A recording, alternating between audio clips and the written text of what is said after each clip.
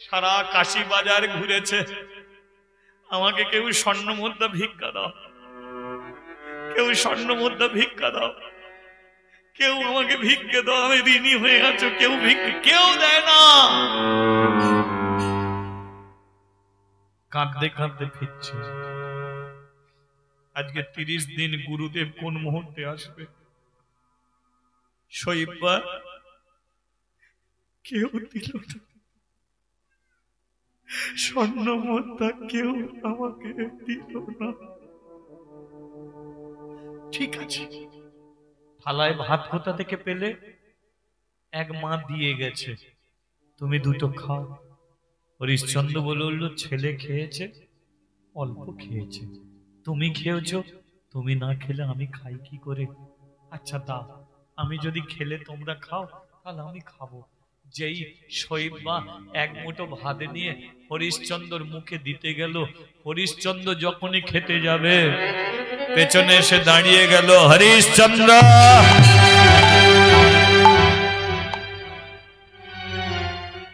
ভাতটাও আর মুখে গেল না। হরিশ্চন্দ্র পেছন ঘুরে তাকিয়ে দেখলো তার গুরুদেব এসে দাঁড়িয়েছে। আমি বলেছিলাম হরিশ্চন্দ্র, 30 দিনে তোমার সঙ্গে আমার দেখা হবে। তুমি যেখানে যেখানে গেছো ছায়ার মতো আমি তোমার পেছনে ছিলাম। দাও 1000 স্বর্ণ মুদ্রা আমাকে। কোথা থেকে পাবো গুরুদেব, কোথা থেকে?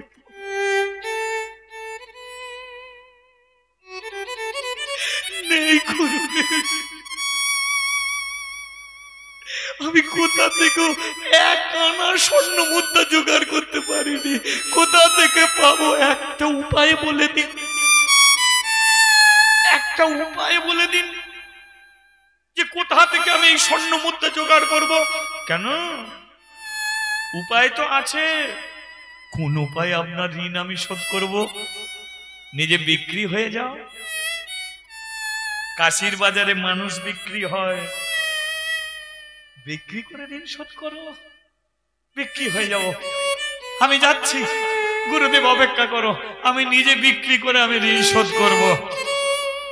এক মুঠো ভাত হরিশ্চন্দ্র মুখে নিল না, আবার কাশির বাজারে গিয়ে দাঁড়ালো। কেউ দাস কিনবে গো, কেউ দাস কিনবে? আমি বিক্রি হব, আমি ঝাঁট দেবো, আমি বাসন মাজবো, আমি বাজার করব, বাড়ির সব কাজ আমি করব, আমি বিক্রি হয়ে যাব। কাশির বাজারে চিৎকার করছে, এর কাছে গিয়ে বলছে, ওর কাছে গিয়ে বলছে, আমাকে কিনে নিয়ে যাও, কিনে নিয়ে যাও। পেছনে এসে দাঁড়িয়েছে শৈবা। স্বামী বলো, শৈবা তুমি কেন বিক্রি হবে? আমি থাকতে তুমি বিক্রি হবে কেন? এদিন শোধ করার জন্য আমাকে তুমি বিক্রি করে দাও। শৈবা তুমি বিক্রি হবে, তাই আমি তোমাকে বিক্রি করে দেবো। কেউ দাসী কিনবে গো, কেউ দাসী কিনবে? আমার স্ত্রী ঋণ শোধ করার জন্য বিক্রি হয়ে যাবে। কেউ দাসী? একটা ব্রাহ্মণ আর ব্রাহ্মণী এসেছে, লক্ষ্য করুন, ব্রাহ্মণ আর ব্রাহ্মণী এসেছে। বললো হ্যাঁ আমি কিনে নিয়ে যাব। কত দিতে হবে? 1000 স্বর্ণ মুদ্রা। 1000 দিতে পারবো না। কত দেবে? 500 দেবো। তাই দাও, অন্তত অর্ধেকটা দিয়ে গুরুদেবের তো ঋণ আমি শোধ করতে পারি। বল হরি বল। 1000 দিতে হবে না, অন্তত 500 দাও। 500 স্বর্ণ মুদ্রা হরিশ্চন্দ্রর হাতে দিয়েছে। হরিশ্চন্দ্র বলল, গুরুদেব আজকের দিনকে ঋণ শোধ করার কথা, এখনো তো দুপুর আছে, এখনো তো সন্ধ্যা আছে, এখনো তো রাত্রি আছে। আমি 500 স্বর্ণ মুদ্রা আপনাকে দিচ্ছি, আর 500 আমি চেষ্টা করব আমার স্ত্রীকে আমি বিক্রি করে 500 স্বর্ণ মুদ্রা আমি দিচ্ছি। বিশ্বামিত্র বলল, স্ত্রীকে বিক্রি করবে কেন? কথা ফিরিয়ে নাও, কথা ফিরিয়ে দাও না, পরিষ্কার একটা কথা বলে দাও না যে আমি ঋণ দিতে পারবো না। শুধু এই কথাটা বলে দাও না, আমি তোমাকে রাজ্য ফিরিয়ে দেবো, যা যা নিয়েছি সবকিছু ফিরিয়ে দেবো। হরিশ্চন্দ্র বলল, না, আমি কথা যখন দিয়েছি এ কথা আমি অক্ষরে অক্ষরে পালন করব। সবে সকাল, আছে দুপুর, হবে বিকেল, সন্ধ্যা, বাকি আছে এখনো আজকের দিন, বাকি আছে আজকের রাত, আপনাকে আমি 500 দিয়েছি। বিশ্বামিত্র মনে মনে বলল, হরিশ্চন্দ্র তুমি তোমার স্ত্রীকে বিক্রয় করে দিলে, তবু তুমি যে কথা দিয়েছ কথা রাখলে, আমিও দেখব তুমি কথা রাখার জন্য নিজেকে কি করতে পারো। লক্ষ্য করুন, ব্রাহ্মণ কি করলো, হরিশ্চন্দ্রকে 500 দিল। হরিশ্চন্দ্র 500 স্বর্ণ মুদ্রা নিয়ে গুরুদেবকে দিল, আর যিনি কিনেছে সেই ব্রাহ্মণ শৈবার হাতটাকে ধরে টানতে টানতে নিয়ে যাচ্ছে। একবার ভেবে দেখেছেন, যিনি অযোধ্যার রাজা, তার স্ত্রী হলো শৈবা, যিনি অযোধ্যার রাজরানী, আজকে সেই শৈবার একটা পরপুরুষ হাত ধরে টেনে নিয়ে যাচ্ছে। হরিশ্চন্দ্র এক দৃষ্টি থেকে তার স্ত্রীর দিকে তাকিয়ে আছে, তবু তার বলার অধিকার নেই। তাই চিরদিন কাহারও সমান নাহি যায়, আজ সে রাজা কাল ভিক্ষা চায়। ছিল হরিশ্চন্দ্র রাজা, আজকে সে ভিখারি, তাই তার স্ত্রীকে পরপুরুষ টেনে নিয়ে যাচ্ছে। হরিশ্চন্দ্র সেই দৃশ্য মাথা নিচু করে দেখছে, বলার ক্ষমতা নেই।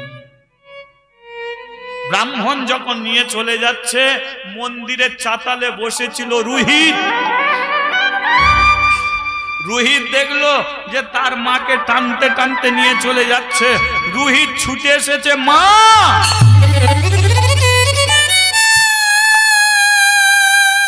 মা মা বলে মায়ের কোমরটা জড়িয়ে ধরেছে। ব্রাহ্মণ বলল, এই মেয়ে, এটাকে? ঠাকুর মশাই, এটা আমার ছেলে। ছেলে আছে বলিনিস তো? ছেলে আছে যদি বলতিস, তোকে তো 500 স্বর্ণ মুদ্রায় কিনতাম না। এত বড় চিটিংবাজি করলি। ঠাকুর মশাই, আমার ছেলে তো আমি কি করব? আমার স্বামী আমাকে বিক্রি করে দিয়েছে, আমি ছেলে ছাড়া থাকবো কি করে? আপনি তো পূজারী, আপনি তো বর্ণের শ্রেষ্ঠ ব্রাহ্মণ, আমাকে করুণা করো, আমাকে দয়া করো, আমি ছেলে ছাড়া থাকতে পারবো না। ব্রাহ্মণ বলল, কি আর করা যাবে, তবে শোন, দুজনের খাবার দিতে পারবো না, তোকে খেতে দেবো, সেই খাবারটা পরে, সেই খাবারটা তোর ছেলেকে নিয়ে ভাগ করে খাবে। শৈবা কি করলো, রোহিতের হাতটাকে ধরলো, ধরে বলল, রোহিত যা, আর কোনদিন বুঝি দেখা হবে না। তাই শেষবারের মতো তোর বাবাকে প্রণাম করে আয়। হরিশ্চন্দ্র দাঁড়িয়ে আছে, রোহিত গিয়ে বাবাকে প্রণাম করছে। প্রণাম করে বলল, বাবা আশীর্বাদ করো। হরিশ্চন্দ্র বলল, আমার মতো তুই রাজা হ। রোহিত বলল, না বাবা, এই আশীর্বাদটা বাদ দিয়ে অন্য কিছু কর। কেন? রাজা তো তুমি অযোধ্যা ছিলে, আজকে তুমি রাজা হয়ে প্রমাণ করে দিলে যে রাজার পরিণতি কোনটে। রাজা ছিলে, বউ ছেলেকে বিক্রি করতে হলো, আবার তুমি আমাকে রাজা হতে বলছো। রাজা আমি আর হব না। কি হবি তুই? আশীর্বাদ করো, আমার যেন কৃষ্ণ চরণে মতি হয়, আমি যেন কোনোদিন হা কৃষ্ণ হা গোবিন্দ বলে যেন আমি চোখের জলে ভাবতে পারি, এছাড়া আর কিছু। হরিশ্চন্দ্র জানে আর কোনোদিন বুঝি দেখা হবে না, তাই বলে দিল তোর মাকে একবার পাঠিয়ে দে আমার কাছে, অধিকার নেই তোর মাকে ডাকা, কারণ ওকে আমি বিক্রি করে দিচ্ছি। রোহিত গিয়ে বলল, ওমা বাবা তোমাকে একবার ডাকছে। পূজারী ব্রাহ্মণ বলল, শেষ দেখা একবার দেখে আসবো। যা, শৈব্বা এসে দাঁড়িয়েছে। স্বামী, শৈব্বা, ছেলেটাকে তুমি সঙ্গে নিলে, আর বুঝি কোনোদিন তোমার সঙ্গে আমার দেখা হবে, তাই তুমি কথা দাও, আমার একমাত্র ছেলে, ছেলেকে কোনোদিন তুমি মরতে দেবে না, কথা দাও, দেখা হোক আর নাই হোক আমার ছেলেটাকে তুমি সঙ্গে রাখবে, কথা দাও, মরতে দেবে না। শৈব্বা বলল, আমাকে কথা দাও, আমার মাথার সিঁদুর তুমি কোনোদিন মুছে দেবে না, কথা দাও, আমি তোমার ছেলেকে মরতে দেব না, তুমি কথা দাও, আমার মাথার সিঁদুর কোনোদিন তুমি মুছে দেবে না, কথা দিলাম, আমি বেঁচে থাকবো, এই সিঁদুর আমি কোনোদিন মুছে দেব না, ওপরে যদি ভগবান থাকে তাহলে ঋণ আমি শোধ করব, আবার তোমার সঙ্গে আমার বুঝি দেখা হবে। চলো বাবা বিশ্বেশ্বরের কাছে শেষ প্রণাম জানিয়ে যাই। তিনজনে উঠেছে বাবা বিশ্বেশ্বরের মন্দিরে, তিনজনে মিলে প্রণাম করেছে। প্রণাম করে আজকে হরিশ্চন্দ্র দেখল তার স্ত্রী পুত্রকে নিয়ে ব্রাহ্মণে চলে যায়। হরিশ্চন্দ্র একা দাঁড়িয়ে রয়, বলল, হে শঙ্কর ভগবান, যদি কিছু করো মোরে দান, আমার স্ত্রী ছেলেকে তুমি প্রাণে বাঁচাও। হরি বল, হরি বল। তু বিনা क्या जीना, तू बिना क्या जीना, तू बिना क्या जीना, तू बिना क्या जीना, तू बिना क्या जीना, तू बिना क्या जीना, तू बिना क्या जीना, तू बिना क्या जीना। हे नाथ मेरे, हे नाथ मेरे, हे नाथ मेरे, हे नाथ मेरे, हे नाथ मेरे, हे नाथ मेरे, हे नाथ मेरे, हे नाथ मेरे। तू बिना क्या जीना, तू बिना क्या जीना, तू बिना क्या जीना, तू बिना क्या जीना, तू बिना क्या जीना, तू बिना क्या जीना। হরিশ্চন্দ্র গুরুদেব স্ত্রীকে বিক্রয় করলে, ছেলেকে বিক্রি করে দিলে, 500 স্বর্ণ মুদ্রা এখনো আছে, 500 স্বর্ণ মুদ্রা। সকালবেলা দিয়েছ 500, হয়ে গেছে দুপুর, বিকেল পার হয়ে হয়েছে সন্ধ্যা, কখন দেবে 500? গুরুদেব আর একটা উপায় বলে দাও। স্ত্রীকে বিক্রয় করলে, ছেলেকে বিক্রয় করলে, এবার নিজে বিক্রি হয়ে যাও। পারবে নিজে বিক্রি হতে? পারবো, পারবো না। হরিশ্চন্দ্র বিক্রি হতে হবে না, স্ত্রী ফিরে পাবে, ছেলে ফিরে পাবে, শুধু কথা ফিরিয়ে নাও। যে আমাকে বলে দাও এ দক্ষিণ আমি দিতে পারবো না। হরিশ্চন্দ্র বলল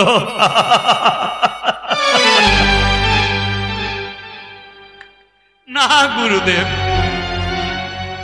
রাজ্য আপনাকে দিয়ে দিয়েছে, সিংহাসন ছেড়ে দিয়েছে, রাজমোটক আপনাকে পরিয়ে দিয়েছে, হাজার হাজার চোখের জল প্রদা যে ছিল তাও আমি ছেড়ে চলে এসেছি। 500 তো দিয়েছি, আর 500 আমি দেবই। কথা আমি ফিরিয়ে দেব না, এর ঋণ আমি শোধ করব। তাহলে দাও,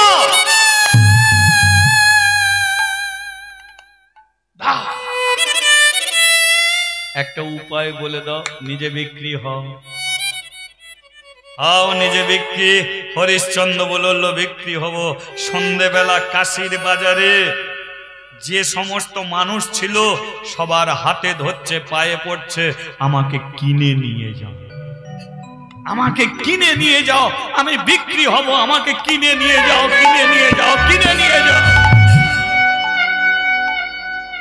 হাটে বাজারে মানুষ ছিল,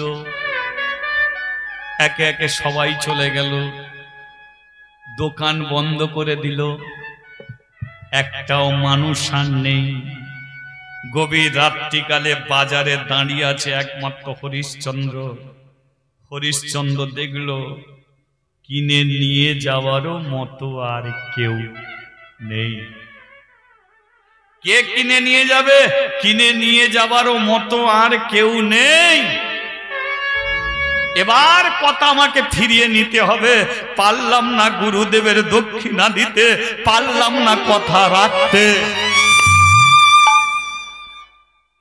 হরিশ্চন্দ্র দাঁড়িয়ে আছে, ঠিক সেই সময় কাশীর শ্মশান থেকে একটা মদখোর উঠে আসছে, একটা নেশাখোর, এক মাতাল আসছে ওই রাস্তা দিয়ে।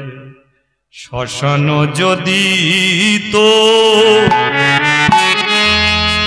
ভালো লাগে মা, হৃদয় শ্মশান করে নে নামা। শ্মশান যদি ভালো লাগে মা, হৃদয় শ্মশান করে নে নামা। শ্মশান যদি তো ভালো লাগে মা, হৃদয় শ্মশান করে নে নামা। শ্মশান যদি তো ভালো লাগে মা, হৃদয় শ্মশান করে নে নামা। রক্ত জবা যদি ভালো লাগে মা, রাঙে আমায় রাঙিয়ে নে না। রক্ত জবা যদি ভালো লাগে মা,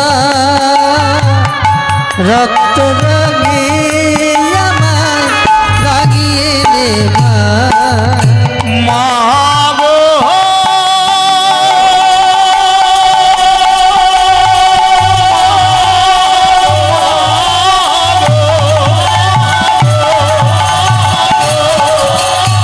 মা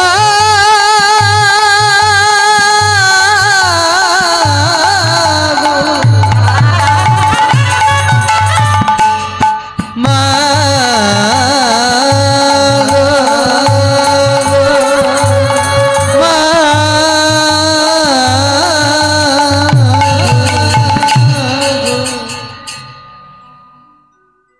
কে রে?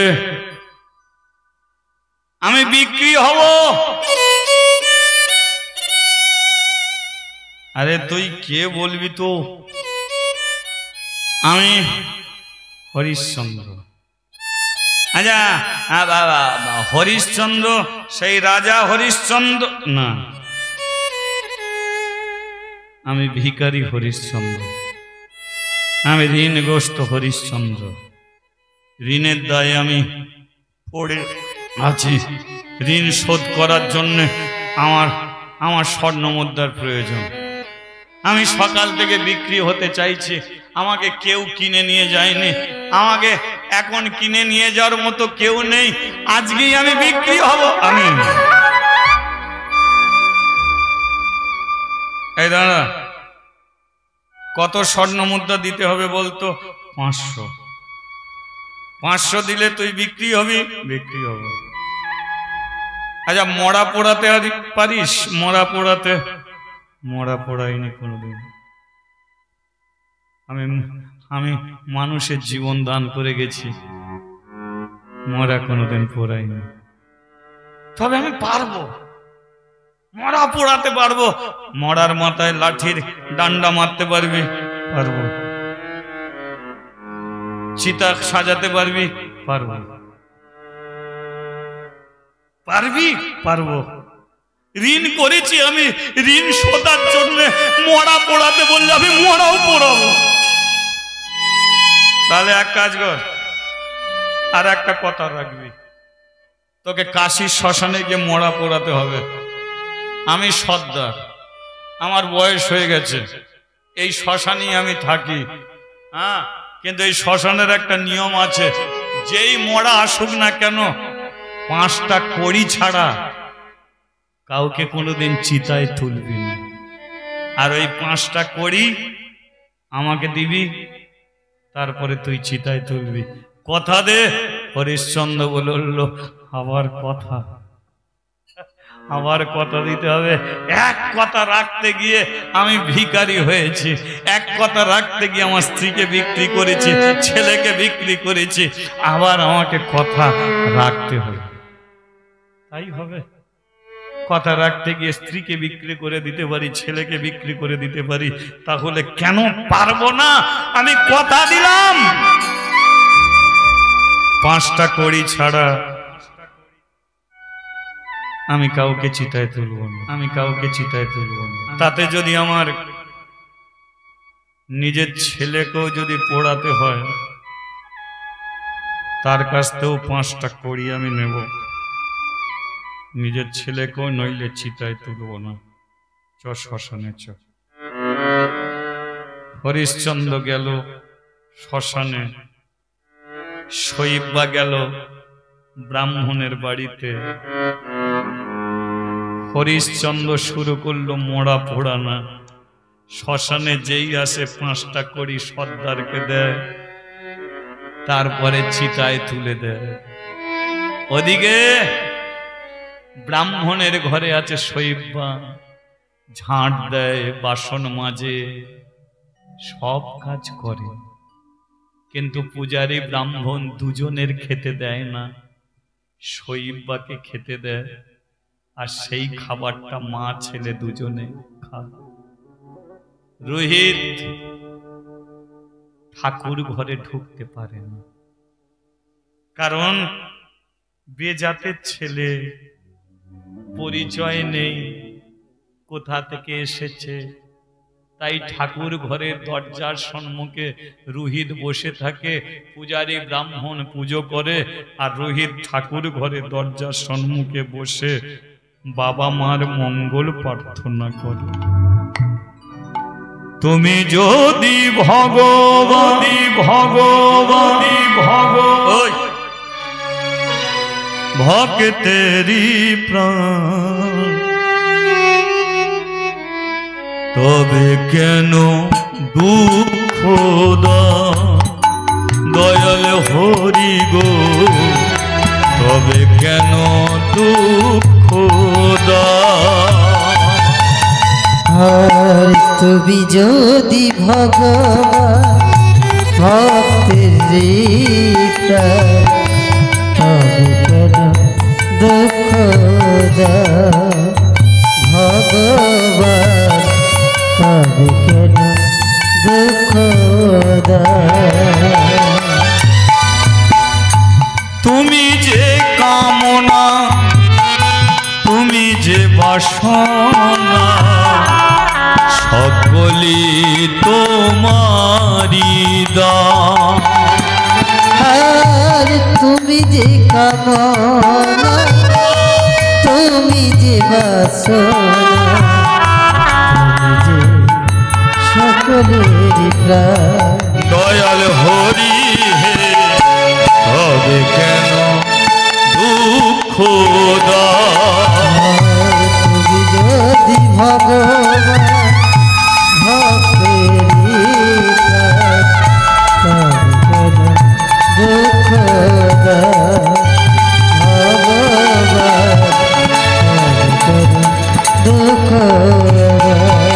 ভগবান, তবে কেন দুঃখ দাও?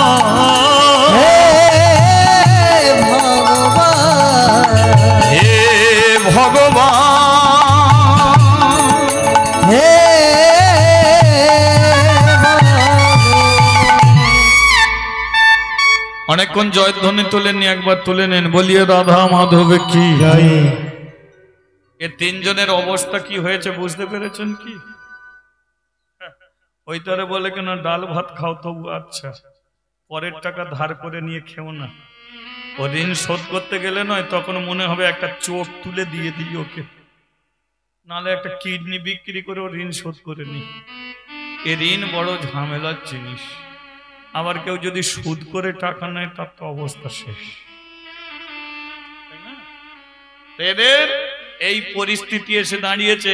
একজন মরা পোড়াচ্ছে, একজন ঠাকুর ঘরে ঢুকতে পারেনি, দরজার সম্মুখে বসে আছে, আর রাজরানী শৈবা ঝাড় দিচ্ছে, বাসন মাজছে, বুড়োর জামা কাপড় পরিষ্কার করছে।